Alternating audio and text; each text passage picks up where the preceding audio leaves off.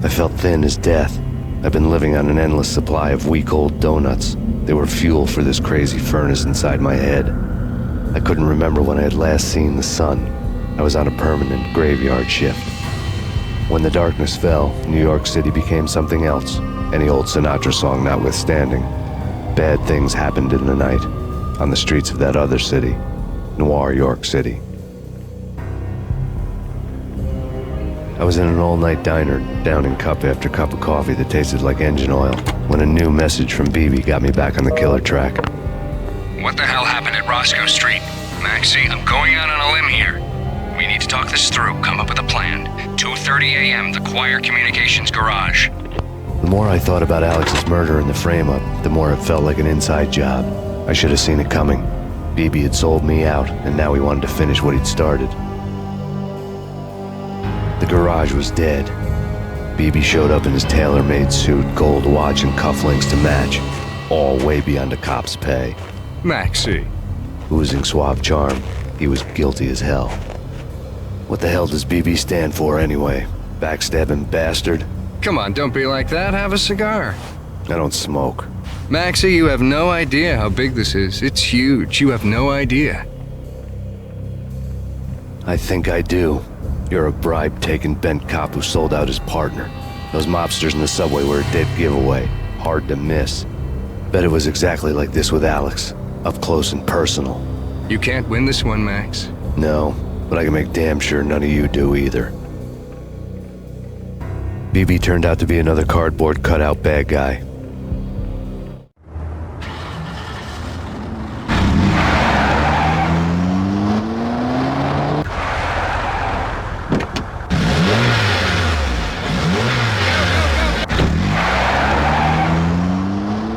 A bad cop on the take, a cowardly right-hand man fleeing from the scene, leaving his paid thugs to do his dirty work.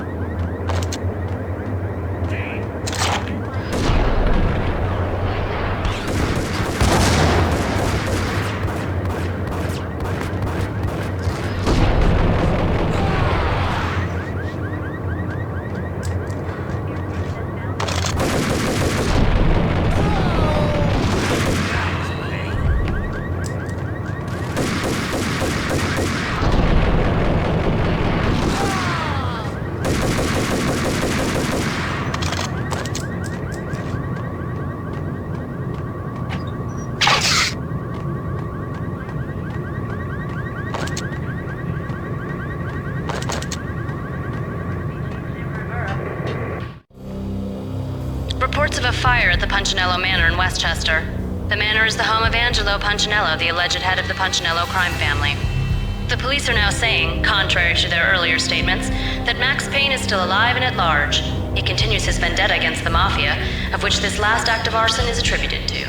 I had no recollection of setting any fires, but I did remember the flames.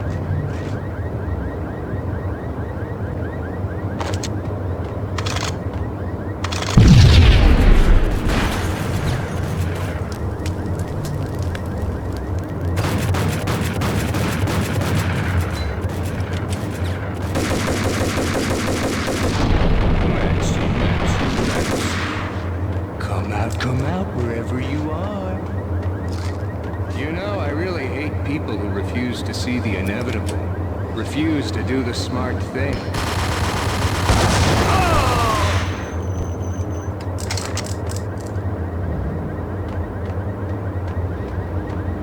The payphone started to ring.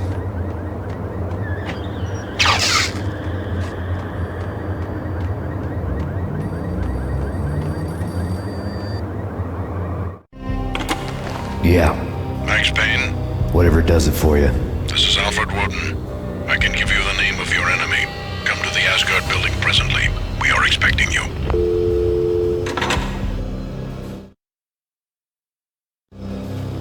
Woden was waiting for me on the steps of the old building. Mr. Payne, let's go inside. The others are anxious to begin. The others? Despite the general misconception, this building actually predates the City Hall by 2 years, thus being the oldest municipal building still in use here at the foot of the Brooklyn Bridge. No kidding. The old man played tour guide as he led me through a dark domed hall. The answers I was after loomed large ahead. Mr. Payne, I would like to introduce you to my colleagues in what we call the Inner Circle. You've been watching too much X-Files. You have seen the files on Project Valhalla. We can fill the gaps, provide you with the information missing from those files. We were all involved in the early stages of the project during the Gulf War. What's the catch? We would very much like to blow this thing wide open, but our hands are tied. Her name is Nicole Horne. She was the key figure in Project Valhalla. When the funding was discontinued, she simply refused to quit. She knew exactly what she had in her hands. Nicole Horne is the president of Aesir Corporation. She has more than half the city in her pocket. This must be kept under wraps. If you try to go public with this, we will deny any knowledge. We need you to take her out. Afterwards, we can protect you, make all the charges go away. That was the cue for the killer suits to kick in the doors and swarm inside.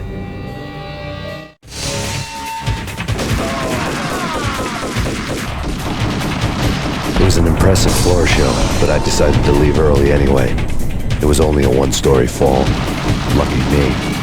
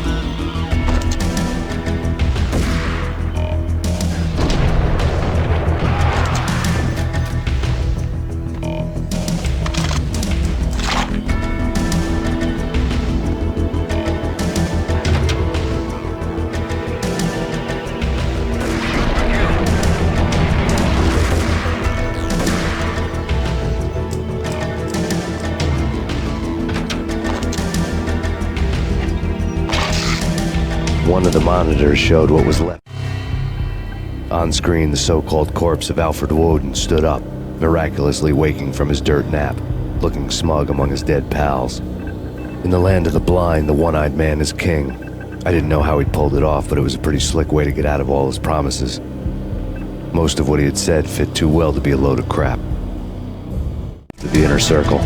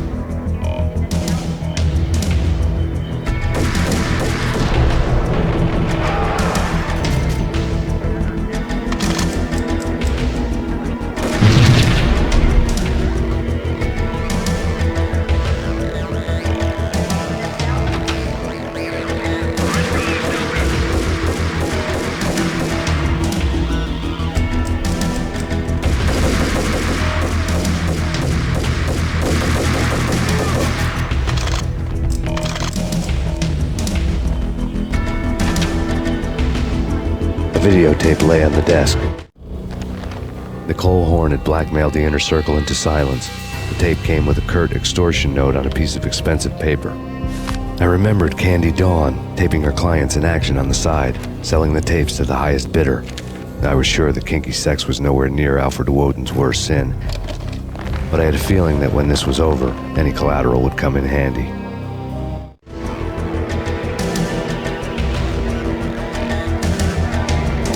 Woden had left me a present. Woden had taken care of my mission preps with military precision. The critical areas in the Aesir Corporation headquarters blueprints were circled in red. The president's office was at the top of the building, right below her penthouse suite. The elevators were controlled by a security computer, part of the mainframe located underground below the building. The high-rise was sealed as tight as a sci-fi fortress.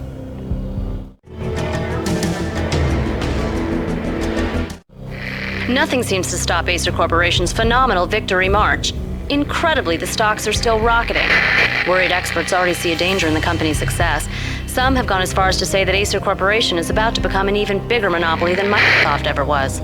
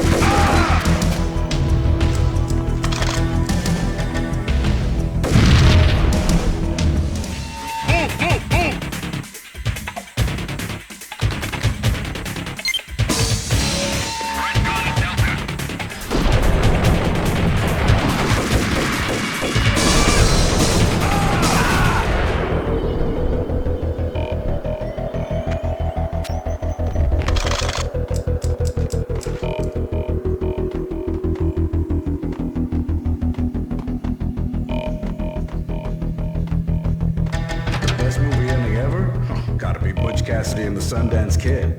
A hero's end, going out with guns blazing. Hey, yeah. What the?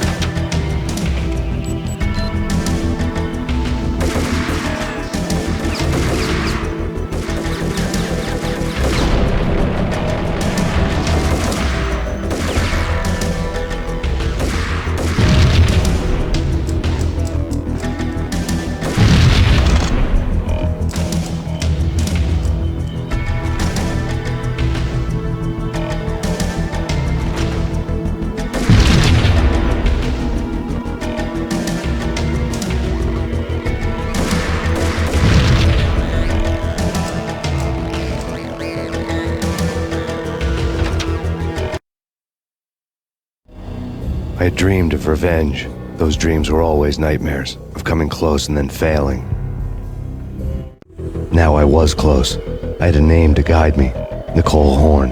I had nothing to lose.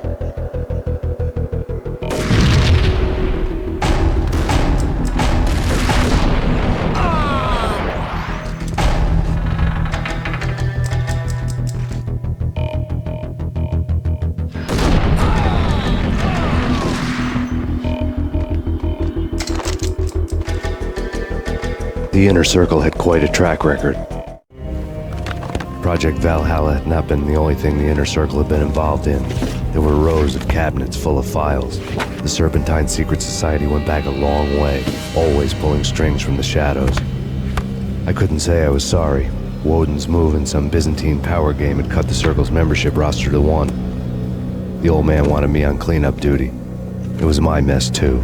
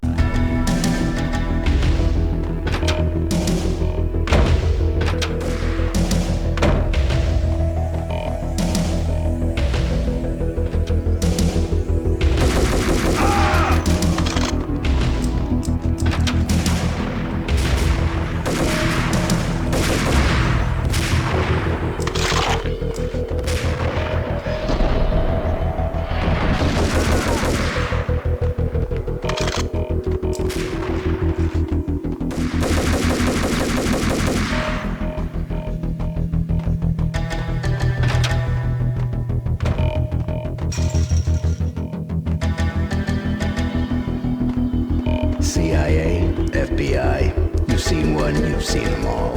Sure, good for a practice run. But this, working for her, oh, this is the real thing. I need backup.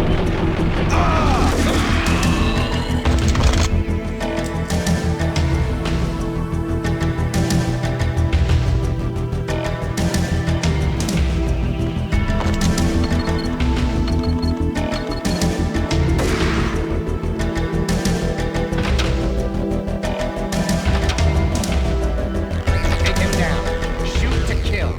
Let's finish this.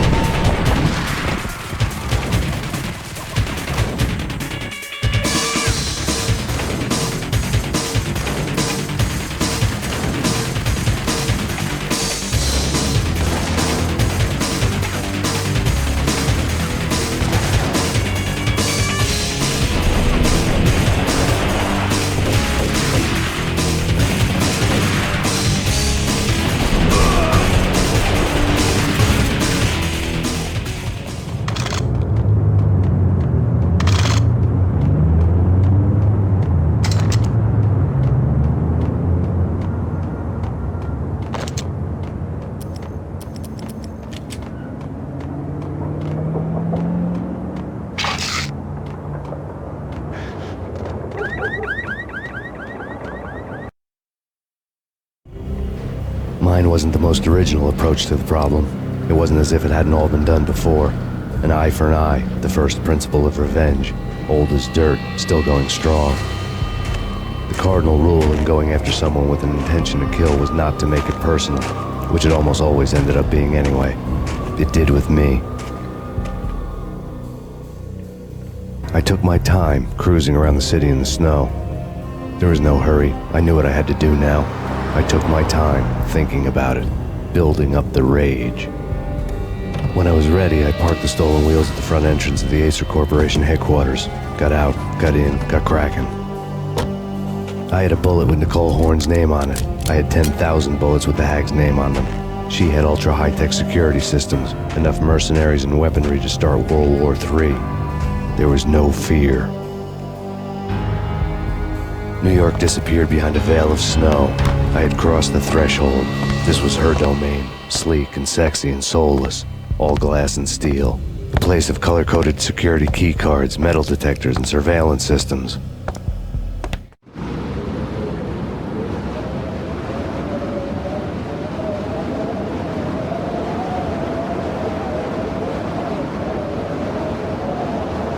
Colder than a walk-in fridge. Cold as a gun.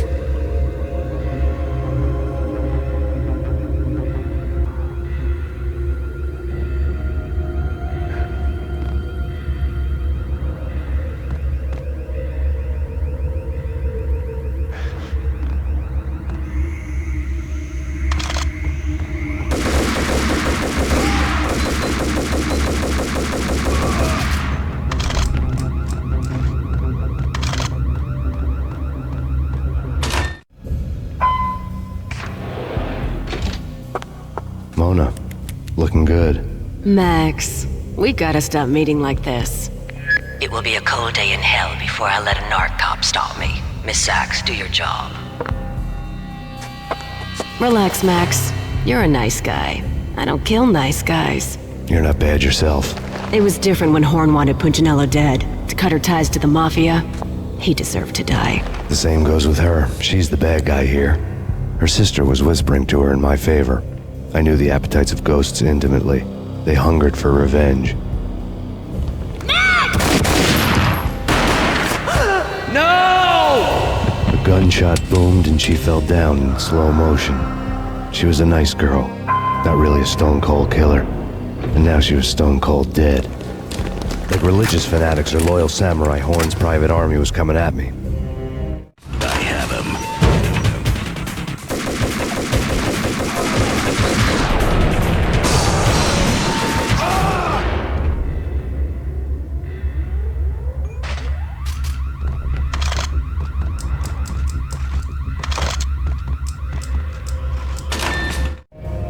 When the elevator came back down, Mona was gone. There was a lot of blood, but no body. Something clicked for the final time. My mind had never been so clear, as if somewhere high above the storm clouds were already gone, cold stars blazing from the black skies.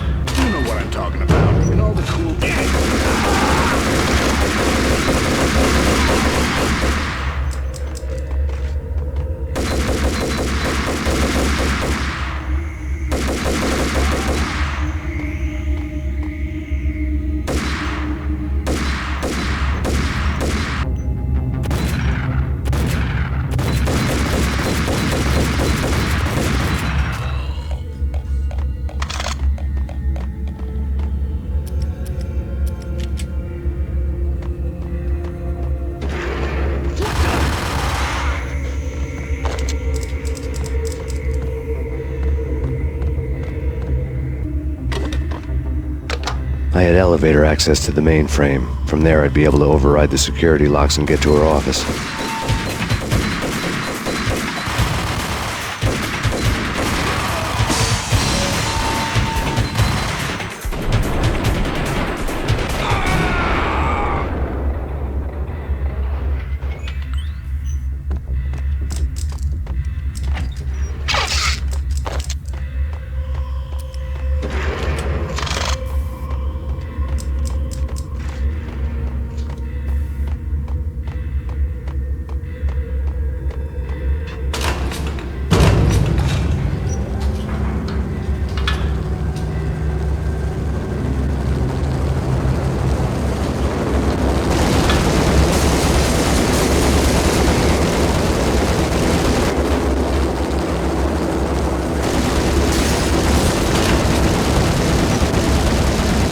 The unmarked chopper was Horne's pet guardian, inhuman and flawless. It was stalking me.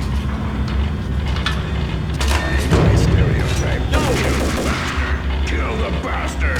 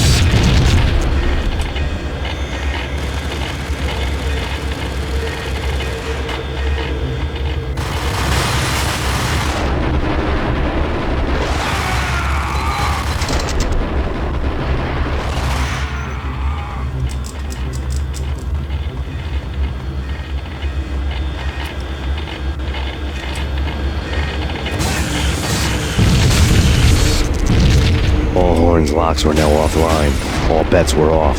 The elevator would take me all the way up.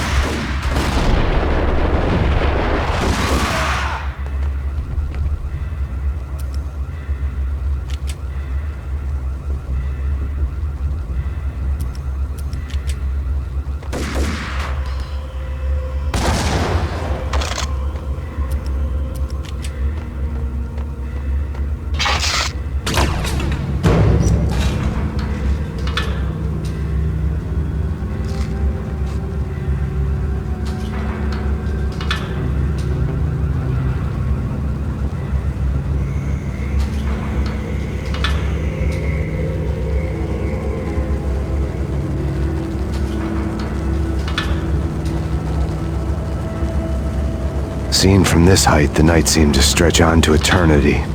A hint of desperation had crept into the snowstorm, as if it was trying to get it all out before the end.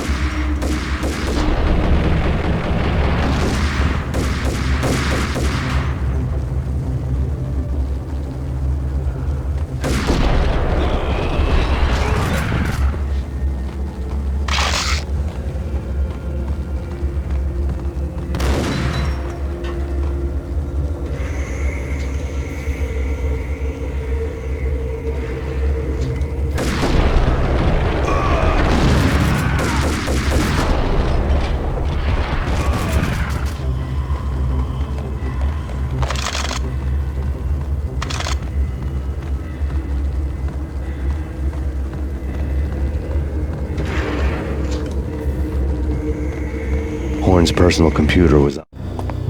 Next to the printer was a neat stack of expensive paper. Hacking through Horne's computer would have unearthed files of criminal plans, strategies for world domination, spy helicopter reports, illegal wiretap recordings, internet porno, all of the above. Take your pick. I really didn't care anymore. I had seen too much of it already.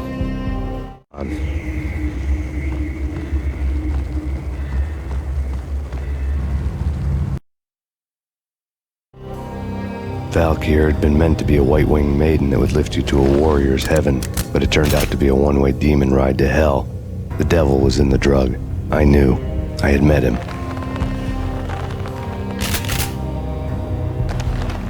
And now I was gonna kill her. The queen of the underworld who had tried to lift herself a bit closer to heaven with her drug money. No begging, no bribes. She knew better. Honor among killers. We who were about to die. Both of us knew how this would end, in pain and suffering. All this because your wife stuck her nose into things that were none of her business. The cops were coming to take me away. The sirens were like a bad conscience I couldn't shake. It's ridiculous you've made it this far. You won't be alive when they get here. Stop him!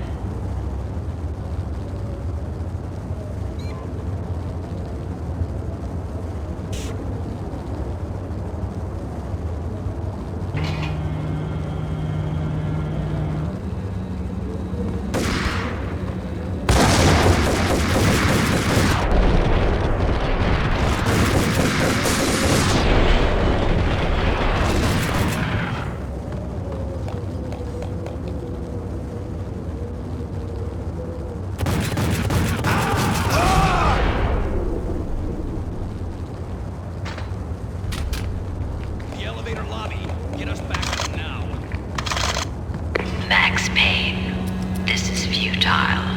A waste of time. The deaths of your wife and daughter were necessary. Inevitable. It is done. You cannot bring them back. Nothing you do will make it any better.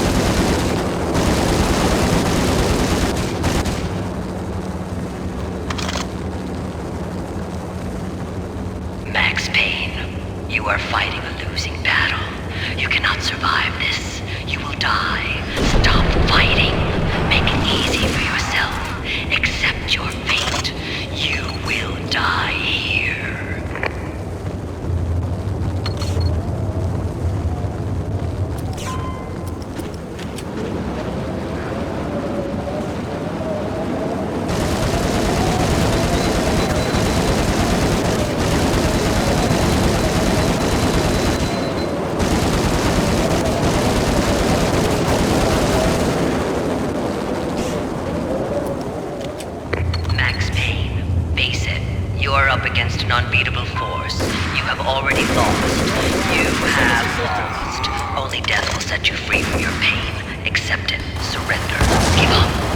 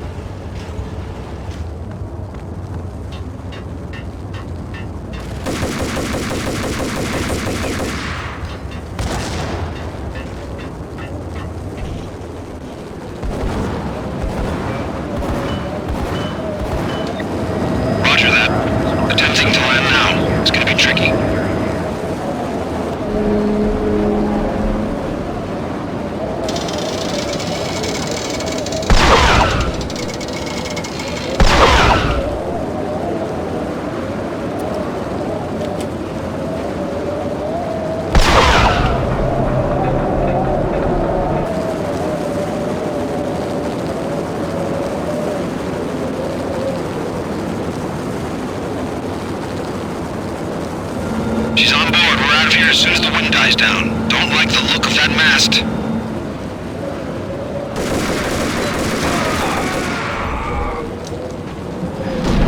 Lift off in 1 minute.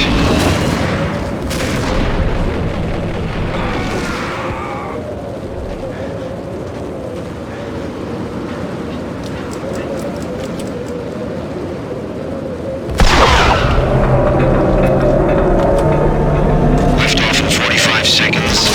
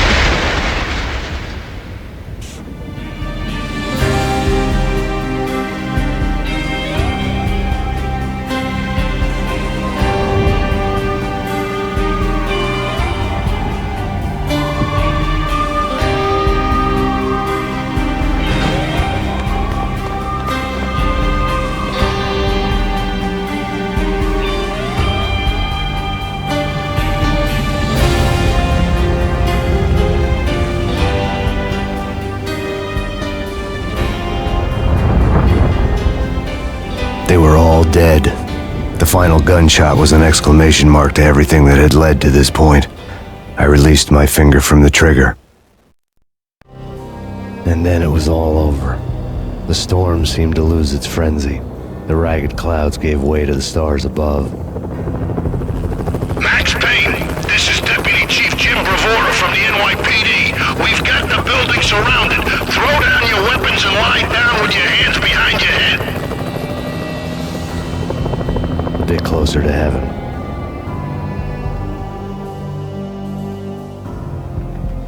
The cops' voices were distant and muted. Freeze! NYPD! Hold it right there! My ghosts released me from their haunting. Down below, New York City glittered like diamonds on black velvet. You gave us one hell of a ride. Take him down to Central Booking. You heard the man. Woden was there in the crowd, standing by the sidelines. It wouldn't be over till the man with the patch would say so. He'd say the right words. I knew he would. He'd better. Woden grinned smugly. It was the grin of a winner. That made two of us.